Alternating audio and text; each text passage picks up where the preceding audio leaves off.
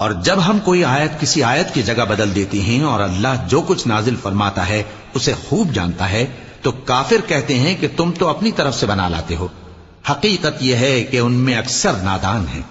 کہہ دو کہ اس کو روح القدس تمہارے پروردگار کی طرف سے سچائی کے ساتھ لے کر نازل ہوئے ہیں تاکہ یہ قرآن مومنوں کو ثابت قدم رکھے، اور حکم ماننے والوں کے لیے تو یہ ہدایت اور بشارت ہے۔ اور ہمیں معلوم ہے کہ یہ کہتے ہیں کہ اس پیغمبر کو ایک شخص سکھا جاتا ہے،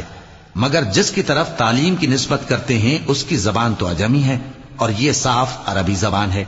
جو لوگ اللہ کی آیتوں پر ایمان نہیں لاتے ان کو اللہ ہدایت نہیں دیتا اور ان کے لیے عذاب علیم ہے۔ جھوٹ تو وہی لوگ باندھا کرتے ہیں جو اللہ کی آیتوں پر ایمان نہیں لاتے، اور وہی جھوٹے ہیں۔ جو شخص ایمان لانے کے بعد اللہ کے ساتھ کفر کرے وہ نہیں جو کفر پر زبردستی مجبور کیا جائے اور اس کا دل ایمان کے ساتھ